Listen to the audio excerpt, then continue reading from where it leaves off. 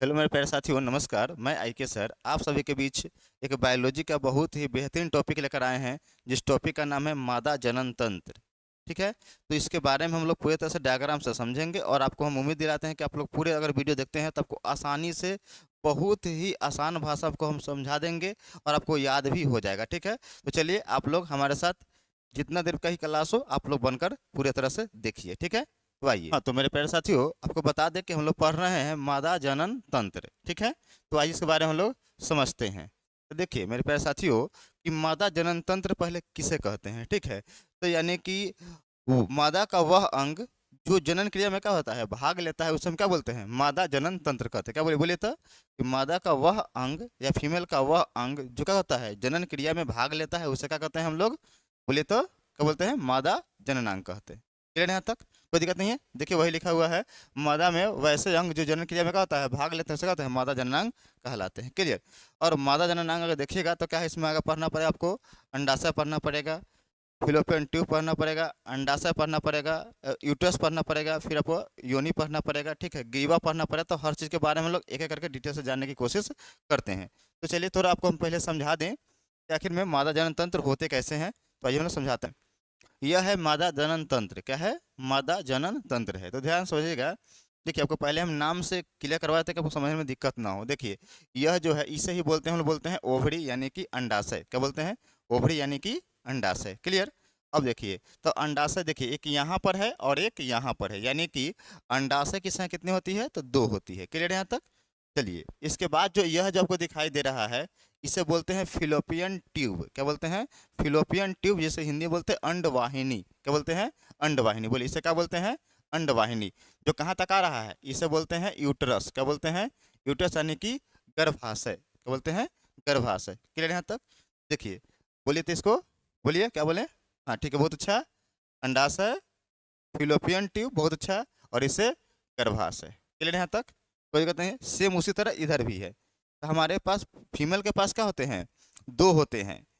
अंडाशय कितने होते हैं, 2, एक लेफ्ट साइड एक राइट साइड। ठीक है, समझिएगा।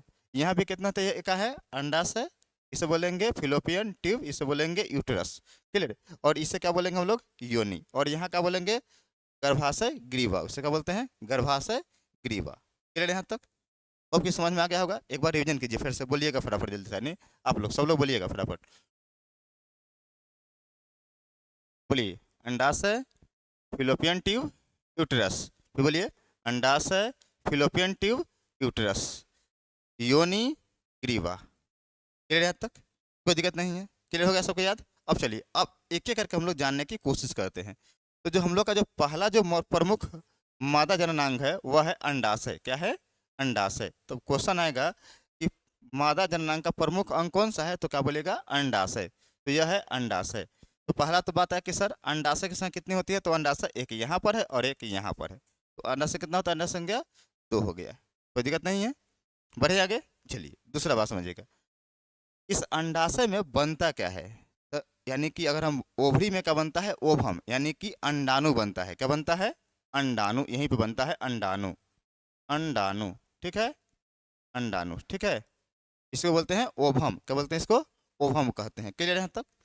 अब देखिए, इस ओभम जो का निर्माण कहाँ होता है, ओवरी यानी कि अंडाशय में होता है। क्लियर यहाँ तक, कोई दिक्कत नहीं है।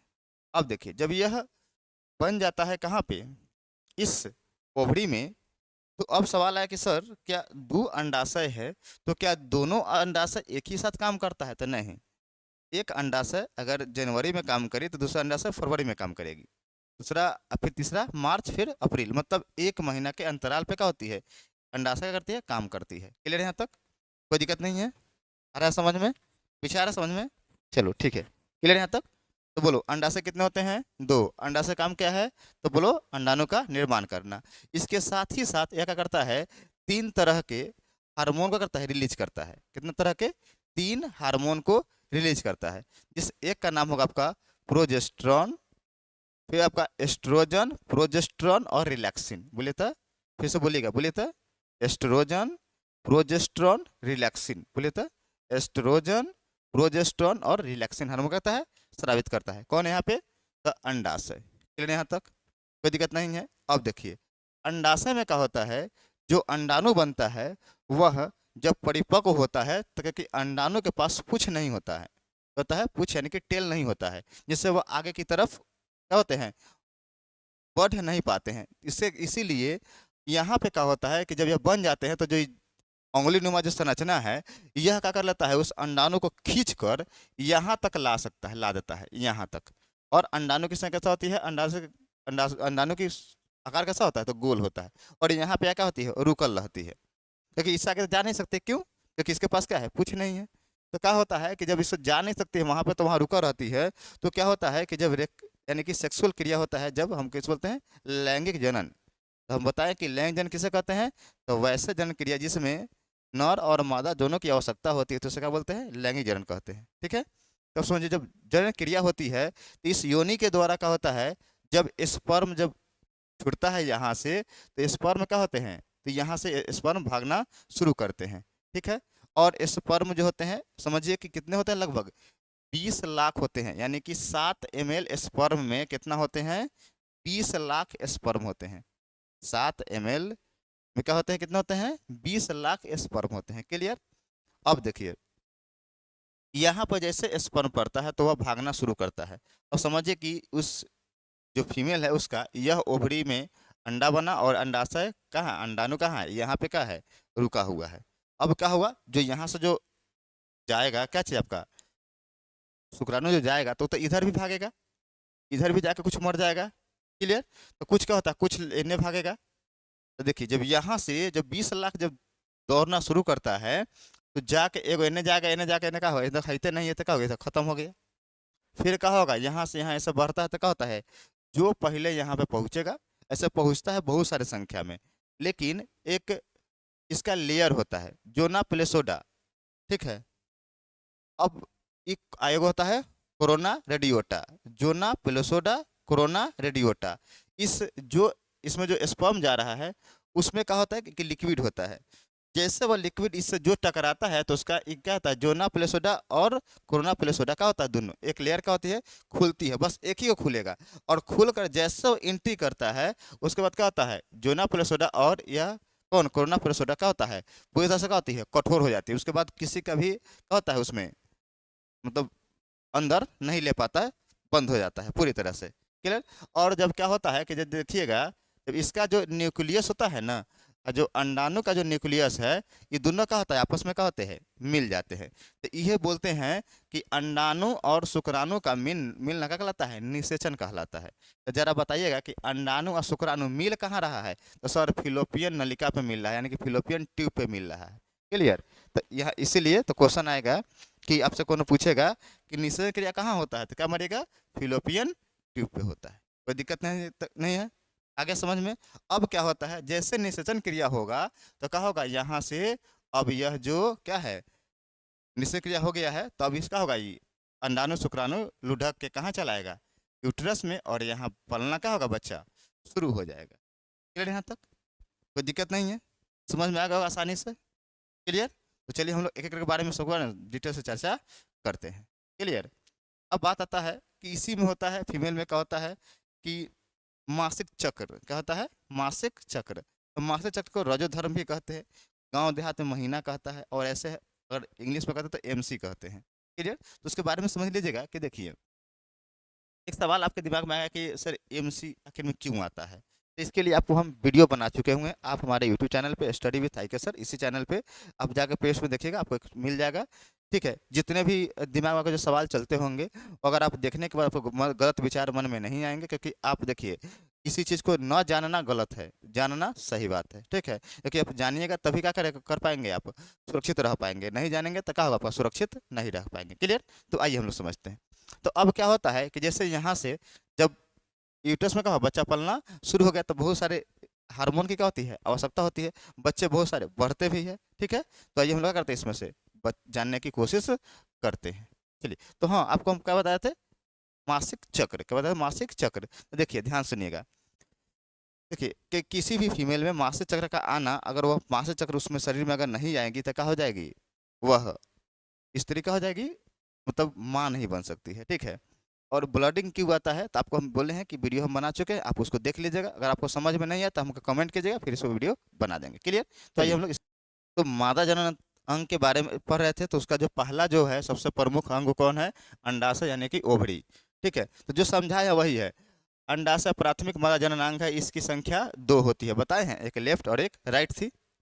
इसका मुख्य कार्य होता है अंडा का निर्माण करना यानी कि ओवम का निर्माण करना, बताए हैं आप लोग को। ठीक है, क्लियर, कोई दिक्कत नहीं है। आगे देखिए, अंडाशय से 3 प्रकार के हार्मोन निकलते हैं, आपको बताए हैं, एस्ट्रोजन, प्रोजेस्टेरोन और रिलैक्सिन। क्लियर था, कोई दिक्कत नहीं है। अब देखिए, एस्ट्रोजन यह मासिक चक्र को नियंत्रित करता है, यानी कि जो फीमेल में जो मासिक चक्र जो होता है, जिसको हम एमसी बोलते हैं, वह जो उत्पन्न होता है, शुरू होता है या खत्म होता है, उसको नियंत्रित कौन करता है? तो बोलिए कौन बोलेगा? Oestrogen hormone. कौन करता है?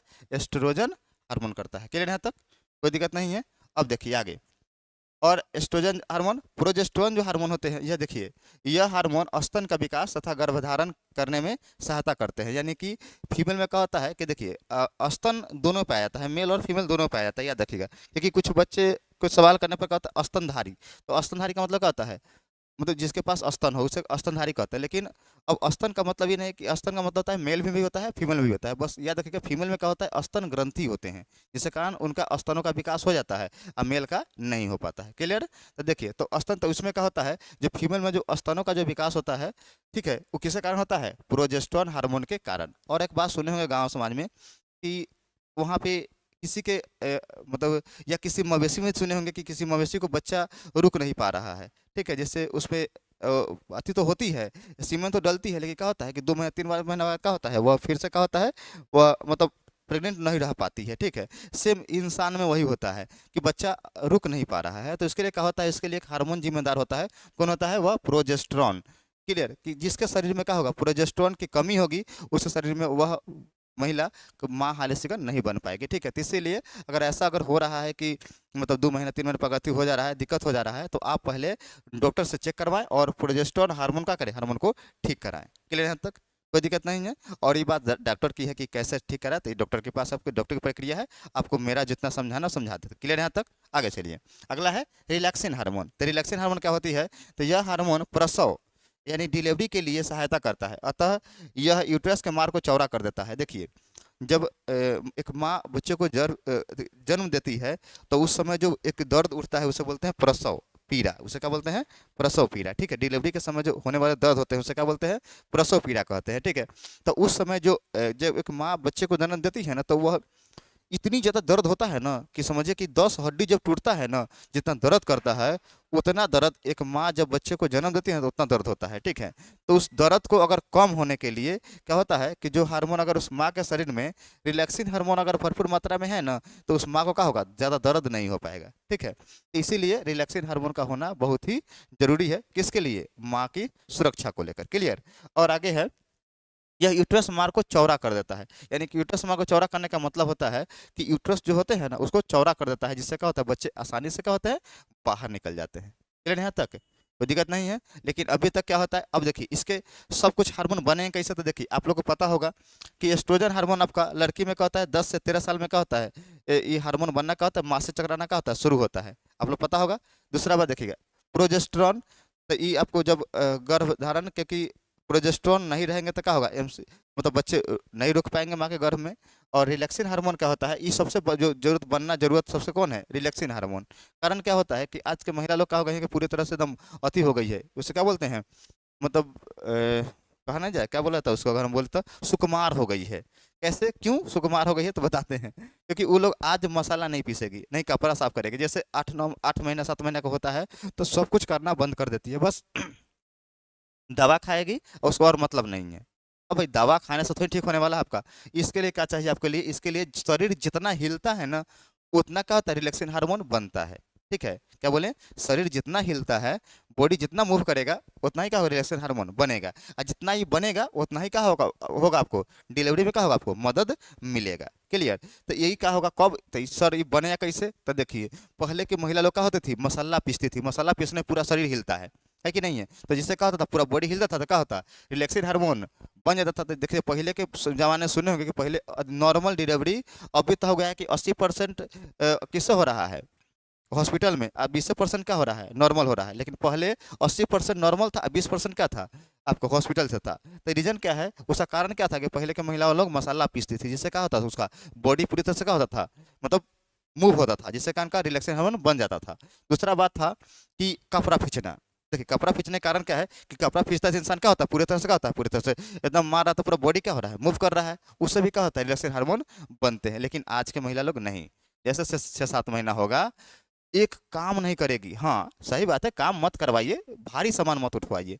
कारण उसका क्यों बता देते हैं, क्योंकि कारण क्या होता है कि देखिए हमारा अमाशय यह है, पेट यह है, ठीक है, और माँ के गर्भ में बच्चा यहाँ पे रहता है, ठीक है, यहाँ पे वो नहीं दिखाई दे रहा होगा, ठीक है, यहाँ मतलब नीचे रहता है, ठीक है, यानी कि तो यहाँ पे क्या होता है कि जब माँ, जब देखिए हम लोग सांस किससे लेते हैं, फेफड़ा से लेते हैं, लेकिन फेफड़ा को सांस लेने में मदद कौन करता है, डायफ्राम कौन करता है, डायफ्राम करता है, जो सांस को लेते हैं तो ऊपर करता है, छोड़ते हैं तो नीचे जाता है, ठीक है, डायफ्राम किससे सहायता से सांस, फेफड़ा किसी सहायता से सांस लेता है, बोले तो डायफ्राम की सहायता से। लेकिन क्या होता है कि जब माँ, जब एक बच्चे का आते हैं, जब बच्चे जब माँ के गर्भ में पलना शुरू होते हैं तो क्या होते हैं, माँ का पेट तो बहुत बड़ा बढ़ जाता है, तो उससे क्या होता है कि डायफ्राम काम करना बंद कर देता है। जब डायफ्राम काम करना बंद करेगा तो क्या होगा, अब माता से डायफ्राम सांस नहीं ले पाएगी, तब सवाल है सब तो मर जाएगी सब। तो हाँ, लेकिन उसमें क्या होता है उस समय, यह जो फसली है ना, यहाँ के जो रिब्स के जो फसली है, जो कमजोर होता है, जो मारने पर कष्ट चोट लगता है, एकदम बढ़ जाएगा, तो ये क्या करता है, उसको सांस लेने में करता है, सांस लेने में मदद करता है, क्या करता है, सांस लेने में मदद करता है, क्लियर। तो उस समय क्या होता है, जैसे अब किसी अगर जो 8 महीना की महिला है जो प्रेग्नेंट है, और सब भारी सामान उठाइए, तो देखिए भारी सामान उठाते क्या करते हैं, ऐसे उठाते हैं, उठाते कि नहीं उठाते हैं, क्यों, पूरा जोर किस पे पड़ता है, रिब्स पे पड़ता है, और रिब्स पे पड़ेगा, और कहो क्या हो गया, वो टूट गया, तो फिर क्या होगा आपका, अब तब डायफ्राम काम करना बंद किया हुआ था, रिब्स भी काम कर रहा था, आप उसे तोड़वा दिए, तब क्या होगा, अब वो बेचारी क्या हो जाएगी, मरेगी। इसीलिए काम नहीं कर, काम करवाना है, बैठ के आराम से कपड़ा पिछवाइए, मसाला पिछवा लीजिए, लेकिन जब वो भारी सामान कपड़ा उठाने की बात है तो उठा के क्या कीजिए, अपना लेकर जाके छत पे पसार दीजिए, जिससे क्या हो, किसी तरह की दिक्कत ना हो, क्लियर। थोड़ा ख्याल रखना भी जरूरत है, ठीक है, क्योंकि अब याद रखिएगा एक बात और दिमाग में सवाल आएगा कि सर जब महिला प्रेग्नेंट रहती है तो उस समय वह एक खपटा जो होता है या मिट्टी, जला हुआ मिट्टी का होती है, खा जाती है, ऐसे बहुत सारे बच्चों का कमेंट था कि सर ऐसा खा जाती है। तो देखिए खाने के पीछे कारण क्या है, तो देखिए जब माँ एक जब प्रेग्नेंट रहती है ना, तो उसमें क्या होता है कि उसके शरीर में दो चीज़ की कमी हो जाती है। एक होता है कैल्शियम और प्लस होता है आपका लोहा। कैल्शियम और लोहा की कमी होते हैं, ठीक है, माँ के शरीर में। तो जब देखिए इसकी कमी होगी ना, तो वह उसको सोन सामान खाने का करेगा, मन करेगा, ठीक है, तो वह क्या करते हैं, सोन कहाँ से, जैसे चूल्हा का जो मिट्टी होता था उसे खाते थे, या खपटा जो होता था, जो छत पे नहीं रखता था, यदि करकट खपरा वाला जो घर होता था उस पर रखा जाता था, उसको खाया जाते थे, कारण कि उसको वहाँ से क्या मिलता था, उसको लोहा मिलता था, ठीक है। लेकिन अभी भी बहुत सारे ऐसे भगचोनर लोग हैं जिनको जानकारी नहीं है, तो समझ लीजिएगा, तो उनको बोल दीजिएगा, कौन आई के सर क्लास भेज दीजिएगा, ये वाला कर लेंगे, जिससे कारण उसको दिक्कत ना हो, ठीक है। समझ रहे हैं ना आप लोग। चलिए आगे देखिए, तो कैल्शियम देखिए, तो माँ के शरीर में कैल्शियम चाहिए, तो कैल्शियम कहाँ से मिलेगा, तो जो पढ़े लिखे लोग हैं वो क्या करेंगे, पालक खिलाएंगे, पालक एकदम हरा साग सब्जी खिलाएंगे, तो माँ के शरीर में क्या रहेगा, कैल्शियम ज़्यादा रहेगा। तो जैसे कैल्शियम ज़्यादा रहेगा तो बच्चे भी क्या रहेंगे, हिष्ट पुष्ट रहेंगे। देखिए अब माँ जो खाएगी उसी से न जा रहा है बच्चे को, क्योंकि बच्चे को भोजन किससे मिलता है, प्लेसेंटा के द्वारा, तो वो प्लेसेंटा किससे जुड़ा रहता है, माँ से जुड़ा रहता है, तो जो माँ खाएगी वही ना बच्चे को अंदर जाएगा, तो माँ को बीमारी तो बच्चे को बीमारी होगा। इसीलिए ध्यान दिए सब लोग, क्लियर यहाँ तक। ये क्लास अभी क्लास नहीं है, आपके लाइफ के लिए क्या है, बहुत ही इंपॉर्टेंट है। इस वीडियो को सबको शेयर कीजिए, समझ रहा है, और सबको जानकारी होना चाहिए, और नहीं तो एक गलती किसी को लाइफ को बर्बाद कर सकता है, क्लियर। चलिए आइए अगला, इस सर अब लोहा कहाँ से मिलेगा, तो लोहा मिलेगा सेब से। किससे मिलेगा, सेब से। तो देखिए, तो जो होशियार लोग रहते हैं ना, देखिए क्या करेगा, जैसे उनकी पत्नी प्रेग्नेंट होती है तो क्या होते हैं, वो एकदम घर में सेव, अनार, केला, पालक, हरा साग सब्जी ले आते रहते हैं खूब, क्यों, क्योंकि माँ के शरीर जैसे बढ़िया रहेगा तो बच्चे भी क्या होंगे, हिष्ट पुष्ट होंगे, क्लियर। आगे समझ में कोई दिक्कत नहीं है, आपके सवाल होगा तो कमेंट में बताना, ठीक है, हम आगे बढ़ते हैं। दूसरा है मेरे प्यारे साथियों, यह है अंडवाहिनी। क्या है, अंडवाहिनी, बताए थे ना, ये क्या था हो, ऐसा था एक वाइल, यहाँ पे था गुच्छानुमा, और ऐसे होकर ऐसा ऐसे चल जाते हैं, तो यहाँ पे था, ठीक है। तो ये जो फिलोपियन ट्यूब, इसे क्या होता है, फिलोपियन ट्यूब, तो यहीं से ना अंडाणु यहाँ जा रहा था और शुक्राणु यहाँ रहा था, तो कहाँ पर, फिलोपियन ट्यूब पे। तो निषेचन कहाँ होता है, देखिए अंडाणु का शुक्राणु से मिल जाने का कहलाता है निषेचन, ये कहाँ मिलता है, फिलोपियन ट्यूब पे। इसे क्या बोलेंगे, फिलोपियन ट्यूब या अंडवाहिनी, क्या बोलेंगे, अंडवाहिनी, क्लियर यहाँ तक। चलिए आइए समझते हैं। यह लंबी नली के समान होती है, तो देखो बताए नहीं थे कि क्या था, यह लंबी क्या था, यह नली के क्या था, यह समान थी, तो नली समान है कि नहीं पूरा यह, ठीक है, क्लियर। जो ओवरी को यूट्रस से जोड़ती है, जो क्या करती है, जो ओवरी यहाँ पे होता है और क्या होता है, यूट्रस का यूट्रस यहाँ पे होता है, तो दोनों को जोड़ती है, जोड़ती है, क्लियर यहाँ तक। आगे जोड़ती है। निषेचन फर्टिलाइजेशन क्रिया अंडवाहिनी में होता है। फर्टिलाइजेशन कहाँ होता है, अंडवाहिनी में होता है, क्लियर यहाँ तक, कोई दिक्कत नहीं है। बढ़े आगे, चलिए नेक्स्ट, आगे। अब देखिए यह है आपका यूट्रस, क्या है, यूट्रस यानी कि गर्भाशय, यूट्रस यानी कि गर्भाशय, सुनिएगा। तो देखिए इसमें क्या होता है, बताए थे कि देखिए यही ना था, देखिए एक बार यहाँ रिविजन कर लीजिए कि सर यह है आपका अंडाशय, दो होते हैं, क्लियर। यह होता है फिलोपियन ट्यूब, तो यहाँ यूट्रस है और यहाँ से यहाँ क्या करते हैं, जो होते हैं अंडाशय को जोड़ते हैं, ठीक है, इसे करते हैं, कोई दिक्कत नहीं है। यहीं पे क्या होता है, निषेचन की क्रिया होता है, कोई दिक्कत नहीं है। आइए आगे हम लोग यहाँ पढ़ रहे हैं यूट्रस, यानी कि यूट्रस इसके बारे में पढ़ेंगे। तो देखिएगा भ्रूण का विकास यूट्रस में होता है, यानी कि जो यहाँ पे जो निषेचन हुआ था वो कहाँ आके दिया था, यूट्रस में। तो उसे क्या बोलेंगे, देखिए जब याद रखिएगा, जब तक बच्चा माँ के गर्भ में है ना, क्या कहलाएगा, भ्रूण कहलाएगा, क्या कहलाएगा, वह भ्रूण कहलाएगा, क्लियर यहाँ तक। तो देखिए मेल और फीमेल का जो गैमेट मिलते हैं तो उसे क्या बोलते हैं, निषेचन कहते हैं। निषेचन क्या बोलता है, उसे बोलते हैं हम लोग, उसके बाद बोलता है भ्रूण, भ्रूण के बाद क्या बनता है, बच्चा, ठीक है, तो बनता है बच्चा, क्लियर। याद रखिएगा। तो उस तरह, तो यहाँ से क्या हुआ, जैसे इसका कहलाएगा भ्रूण कहलाएगा, तो भ्रूण कहाँ आएगा, यूट्रस में। तो भ्रूण का विकास कहाँ हो रहा है, यूट्रस में। बच्चा पलते कहाँ है, यूट्रस में, क्लियर। तो वही बोल रहा है भ्रूण का विकास कहाँ होता है, यूट्रस में होता है। यूट्रस का आकार कैसा होता है, थैली के समान होती है, तो बताओ तो यूट्रस का आकार कैसा है, थैली की तरह है कि नहीं, थैला की तरह, देखिए तो है। अब देखिए अगला, यूट्रस में बनने वाला भ्रूण बच्चा को सबसे पहले हृदय बनता है। देखिए बच्चा को सबसे पहले क्या बनता है, यूट्रस में सबसे पहले कौन पूछे कि भ्रूण का सबसे पहले क्या बनता है, हृदय बनता है, हार्ट बनता है। इसलिए देखिएगा, यह देखिएगा लगभग 60 से 65 दिन लगभग, ठीक है, के बाद क्या होता है, 60 से 75 दिन के बाद क्या होता है कि पहले बार हॉट बनता है, क्या बनता है, हॉट। तो देखिएगा जैसे कोई फिल्म उल्म में देखे हुए अच्छा से, कि जैसे क्या होता है कि सास, बहू, ससुर और मतलब पति, जो औरत रहती है उसकी पति, ठीक है, ये क्या होते हैं, बैठल रहते हैं सब लोग, जैसे खाना खाते रहते हैं, देखते हैं। कभी कभी क्या होता है कि उनका जो पुतोह है, पुतोह का होता है एक बैग उल्टी आता है, ठीक है, तो उन्हें जाके उल्टी करते तो ये एकदम हीरोआ क्या करेगा, तुरंत हड़बड़ा जाएगा, कहेगा कहते कि नहीं नहीं हम डॉक्टर बुला लाते हैं, ठीक है। तो ले उन्हें से माँ आएगी, बोलेगी कि ना ना बुआ रहने दो, तो ये खुशखबरी वाला बात है। खुशखबरी मतलब क्या चीज़, ओ, तो खुशखबरी ऐसे बुलाता है, तो अब क्या, क्योंकि अब तुम पापा बनने वाले हो, क्लियर। तो मतलब इसका मतलब क्या है कि जब पहला बार जब हॉट धड़कता है ना, तो माँ का क्या होता है, उल्टी आता है, तो लोग क्या होता है उसको शुभ शकुन शगुन मानता है, और लोग एकदम मिठाई उठाई एकदम मिठाई उठाई जाएगा, खूब खिला उलाएगा, ठीक है, इसे फिल्म में अच्छा होता है। अभी रियल में कभिएगा तो क्या होगा, एक रियलिटी क्या होगा, एक महसूस होगा आपको, क्लियर। तो देखिए लाइफ को खुशी रखने के लिए जो है ना, छोट छोट खुशियाँ कोई क्या करते हैं, अगर इंजॉय कीजिए तो लाइफ अच्छा से गुजरेगा, ठीक है। बड़ा खुशियाँ कब आएगी नहीं आएगी कोई नहीं जानता, लेकिन छोट छोट खुशी क्या करो, इजहार करने से क्या होता है, लाइफ बड़ी खुशहाल जिंदगी जीता है, ठीक है। तो ऐसा नहीं कि फिल्म में चल रहा है तो हम लोग भी क्या कर सकते हैं, उसमें थोड़ा में इंजॉय कर सकते हैं, क्लियर। चलिए बढ़े आगे, कोई दिक्कत नहीं है। आगे होगा तो बोलिए, सबसे पहले क्या बनता है, हट बनता है, ठीक है, और हट धरता क्या होता है, उल्टी आता है, तो समझ लीजिए क्या है, आप पापा बनने वाले हैं, समझ आ रहा है। चलिए आगे चले, बढ़ेंगे, चलिए नेक्स्ट।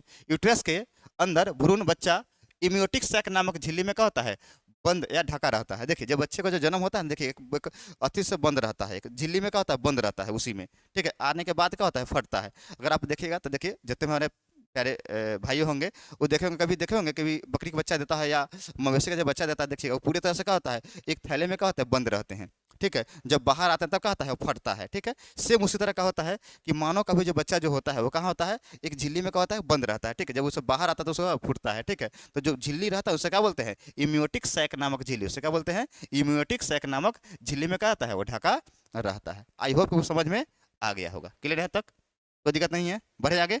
अब देखिए भ्रूण को भोजन गर्भनाल यानी कि प्लेसेंटा के द्वारा मिलता है। गर्भावस्था के दौरान महिलाओं में Fe, लोहा तथा कैल्शियम की क्या होती है, कमी हो जाती है। इसीलिए सेब, अंगूर, अनार, केला ये सब क्या करें अपने, अगर ब्याह हो गया है, शादी हो गया है, अगर अगर ऐसा स्थिति है कि 7-8 महीना के बच्चे आपके वाइफ के गर्भ में पल रहे हैं, तो आप इस बात पे ध्यान दें, क्लियर। और इस समय आपकी जो वाइफ है उसको सबसे ज़्यादा जरूरत अपने पति की होती है, क्लियर यहाँ तक। चलिए आगे बढ़ें, नेक्स्ट। नर युग्मक को शुक्राणु कहते हैं, नर युग्मक को शुक्राणु कहते हैं। वे ही शुक्राणु जनन क्रिया में क्या होते हैं, भाग लेते हैं, जिनकी पूछ होती है। प्रत्येक शुक्राणु में 23 जोड़ा का होता है, क्रोमोसोम पाया जाता है, क्लियर यहाँ तक। तो देखिए मेल में क्या होंगे शुक्राणु और फीमेल में क्या होंगे अंडाणु, क्लियर यहाँ तक। और ये कितने जोड़े होते हैं तो बोलिए 23 जोड़े। संख्या पूछेगा तो 46। जोड़ा मतलब क्या गो, दूगो।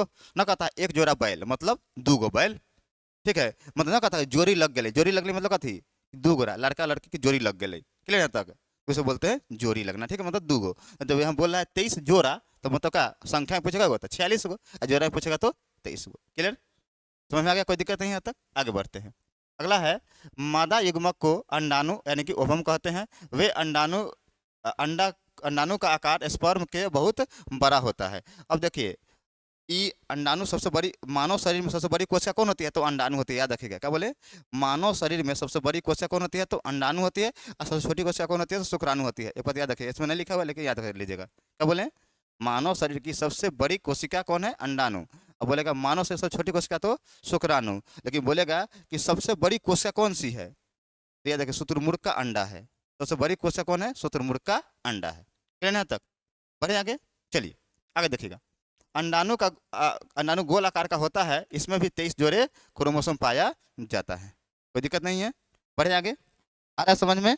अब देखिए नेक्स्ट, अंडाणु के बाहर के आवरण को कोरोना रेडियोटा कहते हैं। कोरोना रेडियोटा के अंदर एक झिल्ली पाया जाता है जिसे हम जोना प्लेसोडा कहते हैं। बताएं आप लोग को उस समय कि क्या होता है। इसमें देखिए यहाँ पे दिया हुआ है, आप लोग यहाँ पे देख लीजिएगा, कोरोना रेडियोटा और जोना प्लेसोडा। देखिए यहाँ पे समझिए, यहाँ पे ध्यान दिया हुआ है, समझिएगा। देखिए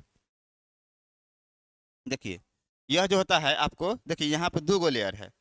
एक है आपका, देखिए एक अंदर वाला लेयर है जिसे बोलते हैं जोना प्लेसोडा, और जो बाहर वाला लेयर है उसे बोलते हैं क्या चीज, कोरोना रेडियोटा, बोलते हैं कोरोना रेडियोटा। विजुअल है सब लोग को, कोई दिक्कत नहीं है। अब देखिए, यही दोनों झिल्ली का होता है, यही केंद्रक है। जैसे ये शुक्राणु जी हाँ, देखिए यही केंद्रक है। जैसे ही अंदर जाएगा, ठीक है, और इसमें क्या होता है याद रखिएगा, माइटोकॉन्ड्रिया। माइटोकॉन्ड्रिया क्या होता है, इसको चलाने के लिए क्या होता है, हिम्मत आता है, क्योंकि माइटोकॉन्ड्रिया क्या होता है, अब कोशिका में पढ़े होंगे, ऊर्जा गिरी किसे कहा जाता है, माइटोकॉन्ड्रिया कहा जाता है, ठीक है। तो आगे बढ़ता है, लेकिन ये सब जाके अंदर भी कुछ नहीं, बस खाली किसकी जरूरत है, इस केंद्रक न्यूक्लियस की, और यहाँ पे न्यूक्लियस है यहाँ पे। जैसे दोनों आपस में क्या होता है, मिल जाता है, निश्चय क्रिया क्या हो गया, निश्चय क्रिया क्या होता है, हो जाता है। क्लियर यहाँ तक, कोई दिक्कत नहीं है। तो बोलिए, अंडाणु के बाहरी भाग को क्या बोलते हैं, कोरोना रेडियोटा।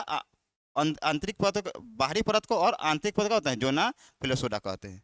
आई होप कि आपको समझ में आ गया होगा। बढ़िया, आगे वाहिनी फिलोपियन ट्यूब, क्लियर था, बता दिया था आप लोग को। अब सुनिएगा, नर युग्मक यानी कि स्पर्म। नर युग्मक मतलब हम लोग को क्या पाएगा, स्पर्म। अब फीमेल गैमेट मतलब कि, सॉरी मादा में इसमें स्पर्म लिखा गया है, यहाँ पे ओवम होगा, क्या होगा, ओवम, ठीक है, याद रखिएगा क्या होगा, ओवम। बोलिए था, नर में स्पर्म, फीमेल में ओवम, ठीक है। यह दोनों आपस में यानी कि मेल गैमेट और फीमेल गैमेट जब आपस में मिलते हैं तो उसे बोलते हैं जाइगोट। क्या बोलते हैं, जाइगोट, यानी कि युग्मनज। क्या बोलते हैं, युग्मनज। वो कहाँ होता है, फिलोपियन ट्यूब पर। कहाँ होता है, फिलोपियन ट्यूब पर। जैसे ये इसका विकास होता है तो क्या कहलाता है, भ्रूण। क्या कहलाता है, भ्रूण, जिसे बोलते हैं इंग्लिश में बोलते हैं इम्ब्रॉय। क्या बोलते हैं, इम्ब्रॉय। और इसका विकास कहाँ होता है बताइए, यूट्रस में। क्लियर, अभी बताए हैं। अब देखिए, यूट्रस में बच्चे पलते हैं, क्या कहलाते हैं यहाँ, शिशु या बेबी। याद रखिएगा, जब तक बचवा माँ के पेट में है ना, क्या कहलाएगा वो, भ्रूण। क्या कहलाएगा वो, भ्रूण। क्लियर, जिससे बाहर निकलता है क्या कहलाता है, बेबी कहलाएगा। क्लियर, देखिए आगे बढ़े। अब देखिए, जैसे यहाँ देखिए, यह है जाइगोट बन गया। जैसे कौन, अंडाणु से मिला तो जाइगोट बन गया, वो क्या बना, एम्ब्रॉय बना, फिर फेटस बनेगा, फिर क्या बनेगा, बेबी बनेगा। क्लियर, आई होप कि समझ में आ गया होगा। चलिए नेक्स्ट बढ़े। अब देखिए, आप लोग के दिमाग में एक सवाल था, क्योंकि इससे पहले जब पढ़ाए थे ना तो बहुत सारे बच्चे सवाल कर रहे थे कि सर ट्विन बेबी यानी कि जुड़वा बच्चा कैसे होता है। चलिए आप लोग आज क्लियर करते हैं। क्लियर, आइए, जुड़वा बच्चा यानी ट्विन बेबी। क्लियर, जुड़वा बच्चा कैसे होता है समझिएगा। देखिए, एक होता है जब वन ओवम और वन स्पर्म, जब वन ओवम और वन स्पर्म जब कुछ दिनों बाद क्या होता है, टूट जाते हैं, दो भागों में क्या होते हैं, बढ़ जाते हैं, तो उसमें क्या होगा, जुड़े बच्चे होंगे। क्लियर, क्या बोले, जब एक स्पर्म और एक, सॉरी एक स्पर्म और एक ओवम जब आपस में क्या होते हैं, न्यूक्लियस जुड़ जाएंगे, लेकिन क्या होता है कुछ समय के बाद क्या होता है, दो भागों में टूट जाते हैं। तो टूट जाएंगे तो दो को बन जाएंगे, ठीक है। तो इसमें क्या होगा, जुड़वा बच्चा होगा। क्या होगा, जुड़वा बच्चा होगा, क्योंकि दो को बन गया तो क्या बनेगा, जुड़वा बच्चा होगा। इसका क्या होगा, फेस भी सेम होगा। देखिए, इसका सेक्स भी सेम होगा, मतलब लड़के लड़के होगा चाहे लड़की लड़की होगी। डीएनए भी दोनों का सेम होगा, फेस भी दोनों का होगा, सेम होगा, किंतु फिंगरप्रिंट क्या होगा इसका, अलग अलग होगा। इसे हम लोग मोनोजाइगोटिक कहते हैं। इनकी संख्या बहुत कम होती है, लगभग बहुत न के बराबर होती है। ठीक है, जैसे आप लोग एक वीडियो में देखो, चिंकी मिंकी देखे होंगे, वो क्या है, दोनों क्या है, कौन है वो, बोले तो उसको वन स्पर्म और क्या है, ओवम से क्या हुआ है, और जो जुड़ा फिर क्या निकलेगा, आपस में दो टूट गया, जब दोनों से बनेगा तो दोनों का क्या होगा, क्योंकि दोनों में तो सेम ही ना है गुण, इसीलिए क्या होगा उसका डीएनए, फेस, लिंग सब क्या होगा उसका सेम होगा, बस क्या होगा उसका फिंगरप्रिंट क्या होगा अलग होगा। इसे क्या बोलते हैं, बोला था मोनोजाइगोटिक, क्या बोलते हैं मोनोजाइगोटिक। दूसरा क्या होता है बुआ कि जब दो ओवम और दो स्पर्म, जाहिर सी बात है, एगो यहाँ हो जाएगा और एक और ओवम, एक और क्या चीज़ स्पर्म, ये दोनों का हुआ आपस में जब मिल जाएगा तो क्या हो जाएगा, तो दो गो मिला तो दोनों दो गो बच्चा बनेगा। क्लियर यहाँ तक। तो उस समय क्या होता है, इसमें सेक्स, डीएनए, फेस सभी क्या होंगे अलग अलग, क्योंकि इसका तो अलग होगा और इसका भी क्या होगा अलग होगा, इससे दोनों का फेस क्या होंगे अलग अलग होंगे। इसे डाइजियोटिक कहते हैं। इसकी संख्या क्या होती है बहुत अधिक होती है, इसकी संख्या क्या होती है बहुत अधिक होती है। आई होप कि समझ में आपको आ गया होगा। क्लियर यहाँ तक। चलिए, कोई भी दिक्कत होता है कमेंट कीजिएगा, पूछिएगा, हमसे बता देंगे। मेरे प्यारे बच्चों, जानते होंगे आप लोग, एक होता है टेस्ट ट्यूब बेबी, IVF। ठीक है, IVF यानी कि टेस्ट ट्यूब बेबी क्या होते हैं, परखनली शिशु का होते हैं। तो ये किनके लिए, देखिए जब कोई किसी माँ की क्या होती है, फिलोपियन ट्यूब क्या होती है पतली होती है, जिसके कारण अंडाणु तो बनता तो है, किंतु अंडाणु फिलोपियन ट्यूब के द्वारा इधर यूट्रस की तरफ आ नहीं पाता है। तो उनके लिए क्या होता है, यह परखनली शिशु होते हैं। ठीक है, चाहे एक पिता के पास, जिसके पास क्या हो 7 ml से कम स्पर्म बन रहा हो, उसको भी क्या होता है इस तरह की जरूरत पड़ जाती है। क्लियर यहाँ तक। बढ़े आगे। अब देखिएगा, एक मिनट, चलिए क्लियर। अब देखिए, जैसे यहाँ पे देखिए, समझिए पहले क्या कह रहा है, जब निषेचन की क्रिया शरीर के अंदर न कराकर बाहर प्रखनली में कराई जाती है, फिर निषेचित अंडे को जाइगोट बनाकर पुनः माता के गर्भ में प्रवेश करा दिया जाता है, तो उसे प्रखनली शिशु या टेस्ट ट्यूब बेबी कहते हैं। समझिए क्या करते हैं, जैसे समझिए एक टेस्ट ट्यूब देखिए यहाँ पे है, देखिए इस टेस्ट ट्यूब बेबी है, समझ लीजिए। इसमें अब क्या करेगा कि सुइया के द्वारा या किसी यंत्र के द्वारा क्या करते हैं, डॉक्टर क्या करते हैं कि यह अंडाशय से क्या कहते हैं अंडाणु को निकाल लेते हैं। ठीक है, और एक समझिए कि एक यहाँ समझिए, यहाँ पे यह एक बकलोलवा है, ये एक बकलोलिया है। ठीक है,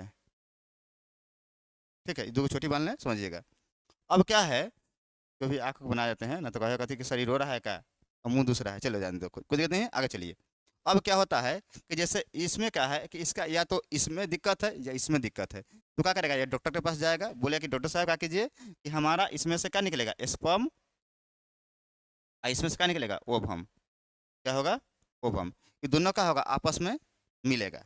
क्लियर, जैसे स्पर्म और ओवम क्या होगा आपस में मिले कब, तो इसमें से डॉक्टर इसमें से स्पर्म काट लेगा, इसमें से ओवम काट लेगा। और एक टेस्ट ट्यूब बेबी होता है, बहुत ही छोटा होता है, और इसको माइक्रोस्कोप से देख सकते हैं। ठीक है, अब क्या करें, दोनों का क्या करेगा, इससे पहले बताए थे कि उसमें कि न्यूक्लियस न्यूक्लियस मिल रहा था, तो दोनों को मिला देगा। इससे मिला देगा तो क्या बन गया, जैगोट बन गया। अब उसको फिर क्या करेगा, मशीन की सहायता से लेकर क्या करेगा, इस बकलोलिया के यूट्रस में क्या होगा, यूट्रस में डाल देगा। अभी क्या हो गई, प्रेग्नेंट हो गई। अब इससे क्या बोलेंगे, जो ये बच्चा जो होगा इसके गर्भ से, उसे क्या बोलेंगे टेस्ट ट्यूब बेबी, क्योंकि इसका निषेचन कहाँ हुआ था, टेस्ट ट्यूब बेबी में हुआ था, इसलिए क्या बोलते हैं टेस्ट ट्यूब बेबी कहते हैं। यानी कि IVF में हुआ था, इसलिए क्या उसका बोलते हैं टेस्ट ट्यूब बेबी कहते हैं। क्लियर हुआ, कोई दिक्कत नहीं है। तो अगर कोई ऐसा सिचुएशन है कि बच्चा माँ पिताजी या मतलब कि मेल और फीमेल के द्वारा नहीं हो पा रहा है, तो आप क्या करें कि मिले किससे, डॉक्टर से मिले, और इस प्रखनली शिशु के द्वारा करते बच्चे को जन्म दे सकते हैं। आई होप कि समझ में आपको आया होगा। क्लियर यहाँ तक। चलिए बढ़े नेक्स्ट, आगे देखिएगा। अगला है, बात है कि देखिए इसको समझ लीजिएगा, विश्व में पहली परखनली शिशु, विश्व में पहली बार जो टेस्ट ट्यूब बेबी जो हुआ था, वो हुआ था 25 जुलाई 1978 को ब्रिटेन में, जिसका नाम था लुई ब्राउन। क्या नाम था, लुई ब्राउन। तो बोलिए विश्व में पहली बार टेस्ट ट्यूब बेबी कब हुआ था, तो बोले था 1978 में, जिसका नाम क्या था लुई ब्राउन। कहाँ की थी, ब्रिटेन की थी। कोई दिक्कत नहीं है, आगे देखिए। भारत में पहली परखनली शिशु टेस्ट ट्यूब बेबी हुई थी 6 अप्रैल 1986 को मुंबई में, इंदिरा हुई थी। कौन हुई थी, इंदिरा। तो बोलिएगा विश्व में कब हुई थी, 1978 में। कहाँ हुआ था, ब्रिटेन में। नाम क्या था, लुई ब्राउन। अब भारत में कब हुआ था, तो बोलिए 1986 में, 1986 में। नाम क्या था उसका, इंदिरा। कहाँ हुआ था, मुंबई में। क्लियर। अब आगे आता है वो सरोगेट मदर, क्या आता है सरोगेट मदर, ये क्या होता है समझिएगा। देखिए, जब भी कोई फीमेल क्या करती है, सरोगेट मदर कब बनती है, तो समझिए। जैसे अपने बच्चे को, जब कोई महिला किसी दूसरे को बच्चे को जब अपने गर्भ में क्या होती है, पालती है, और फिर क्या होती है, जन्म देने के बाद बच्चे को होती है, फिर उस माँ को क्या कहती है, दे देती है, तो उस माँ को क्या बोलते हैं, जो माँ पाली है उसे क्या बोलते हैं, सरोगेट मदर कहते हैं। ठीक है, ऐसा क्यों होता है तो समझिए। जैसे अगर समझिए कि हम हैं और मेरी वाइफ, समझिए मान लीजिए, और उससे क्या हुआ कि अगर उससे क्या करना है, उसको हमको लगना कहते हैं उसका बॉडी अच्छा रहे, ठीक है, उसे किस तरह की दिक्कत ना हो, मतलब एक यंग दिखाई दे, ठीक है, तो हम क्या करेंगे, हम उसमें दिमाग लगाए क्या चीज़, सरोगेट मदर की क्या करेंगे कि जो एक बहुत सारे ऐसे पंजाब में सबसे ज़्यादा सरोगेट मदर कहाँ होती है, पंजाब में, जहाँ बहुत सारे गरीबी है, ठीक है, तो वहाँ पे क्या होता है कि एक महिला को हम कहेंगे कि तुम क्या करो, हम जाएंगे किसके, डॉक्टर के पास, क्या करेंगे, चूहे, अभी नहीं बोले, टेस्ट ट्यूब बेबी की तरह क्या करेंगे, अपना स्पर्म और फीमेल का करेंगे, फीमेल का ओवम क्या करेंगे, एक जैसा निषेचन करवा देंगे, और क्या करेंगे, उस निषेचन अंडे को क्या करेंगे, इस महिला के गर्भ में क्या करेंगे, हम महिला के गर्भ में क्या करेंगे, गर्भ में डाल देंगे। क्लियर, अभी गर्भ में सब पलना शुरू हो जाएगा। अब इसे हम हर चीज़ देंगे, कब खाना पीना सब कुछ देंगे, सब खर्चा उसका उठाएंगे।